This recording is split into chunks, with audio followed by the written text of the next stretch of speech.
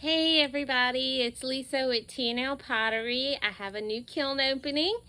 It's not a whole lot of pieces. I'm testing out different techniques to do some classes with.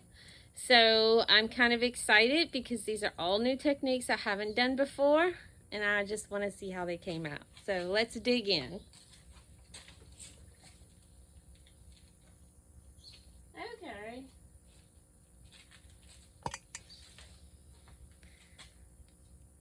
It's very pretty. So what I did with this one is when it was leather hard, I put underglaze all over it, which I didn't think it was going to come out this dark. It was very light before, and I thought it would stay light. But anyways, then I kind of did a wax resist / sgraffito. So I put wax, carved out, put some colors, then carved out, then put wax, then carved some more, and then put some more color, so that it gave me some pretty defined lines. So I think that's very pretty. Excited about that one. I like it. This one is my Mason stain colored slip. And so I did two different colors. I did the darker color is 2% Mason stain. It's called sea green. And then the lighter one is the 1%. So, and I used my finger, and I got tired. On this side, I started with my finger. I would dip my finger, push the slip. And then on this side, I got tired of using my finger. So I used a paintbrush and kind of tried to do the same effect. I really like it. I do. I didn't think it would come out this dark on this light colored clay. So now I know how dark this slip is. But this was one of the class workshops that I'm thinking about doing. And another thing that I want to point out is I actually got some dry dipping glaze material, and I mixed up some clear, and these were all dipped in it. And I'm excited because it looks like I have no problems with it. Fingers crossed with the rest of it, but I don't see any grazing or anything like that. It looks like it's a good and even amount of clear glaze. No cracking. I'm excited.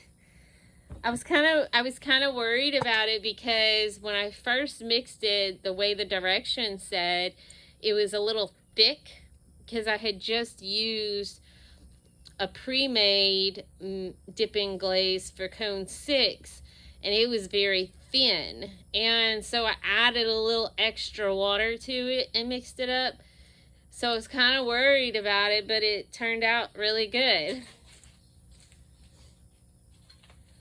This one is just sgraffitoed. Now this one, the clear didn't do quite as good. They've got some little bumplies, and it could be because it was thick in some spots, because this was harder to, or thin in some spots, because it was harder to get the glaze on it. I couldn't exactly dip it all the way on one side. I can actually see a line. But anyways, it's a little bird. It's a little birdhouse that I did a little sgraffito on. So when it was leather hard, I put the underglaze on all of it, except for the inside and the perches. That's the color of the clay. And then I just came through and kind of scratched out the design. So no exciting colors. Everything today is all underglaze sgraffito kind of stuff. So it's no real, the most exciting colors you just saw. So no real exciting colors. Another workshop idea. So what I did with this one, I hand built most of this stuff. Yeah. And what I did was I took a scoring tool and I kind of just did a little lines into it, and then I came back and painted with white underglaze on all of it, and then I came back and scratched off all of the white underglaze except for what's in these deep grooves, because these are really deep grooves. So that was another option. I think it came out pretty cool looking. I figured the white would contrast really good with the color of the clay. It's just a brown clay. These two, it's kind of bubbly looking. Oh well, nothing's ever perfect, I guess. Anyways, I did the wax resist. Oh my goodness. I think my cat's hair was in here. You can't see it. And when it burned out, it left a line. So I did the little wax resist on these, where I put the one color of underglaze, then put the wax resist, and then carved. And then I put the other underglaze color in it to match each other.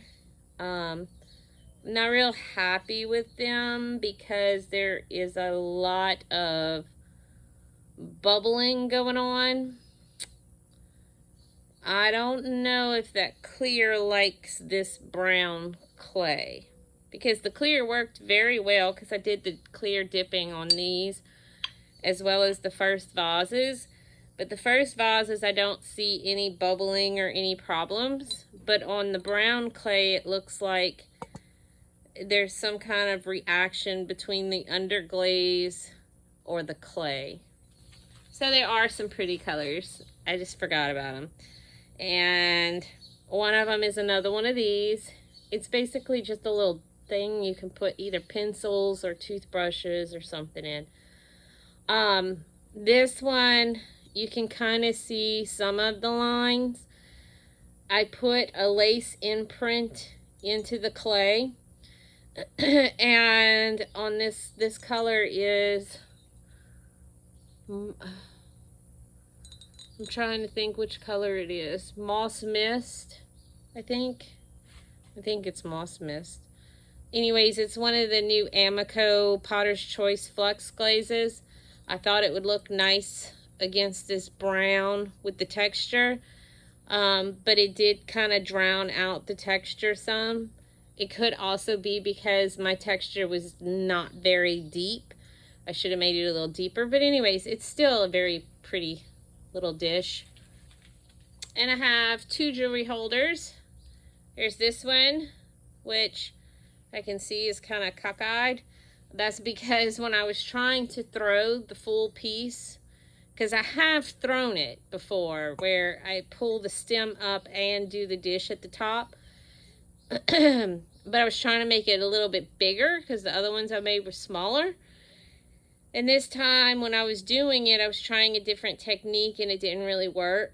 So the top had come off. So I hand built this top piece and put it on here. And I think when I did that, I kind of pushed the stem over a little bit. But it's still nice. This is Amico Potter's Choice Midnight Rain Flux. Potter's Choice Flux Midnight Rain on the brown clay. And I like it. I put these holes whenever it was leather hard. I did the hole punch. And what I did this time, differently from the other jewelry holders that I had, was I took a toothpick and put wax resist in each hole, painted it, and then came back and scraped out the glaze that had gotten in the hole, but it wasn't on the clay, and the wax resistant. I scraped it all out, and that looks to have worked perfectly to keep the holes clear. And I have another one of the jewelry holders. Now this one I actually made in one solid piece, and I forgot it in my studio while I was doing other stuff around the house, and it dried out so fast. The top dried out really fast because, you know, it's a lot thinner than the bottom, and I didn't get a chance to put the holes in it. So this was my first time actually drilling holes in a bisque fired piece, and I was so worried that it was just gonna chip and break off, but it didn't. I used my little Dremel tool with the diamond head piece. I have a bunch of different little shapes, and this one was a little cone shape, and it took time, a lot of time, but I drilled it out. And again, this one is the Amico Potter's Choice Midnight Rain. I just love this color on pretty much anything, but the way it turns out on this brown clay, how dark blue it is, I really like it. So those are my two jewelry holders, and that is all for my kiln opening today. I'm really not doing a whole lot lately, just kind of getting a few things here and there, tried to figure out for some workshops, kind of taking a vacation and taking time to do some things that needs to be done around the house. So hopefully I'll have a video for you next week. I'm gonna try and get into the kiln, into the workshop soon to make some more pieces, because I do have some shows coming up in this fall. So I hope to see y'all next week, but I can't promise anything, especially not a kiln opening. Maybe some videos on me making some stuff. So until then, y'all have a great week.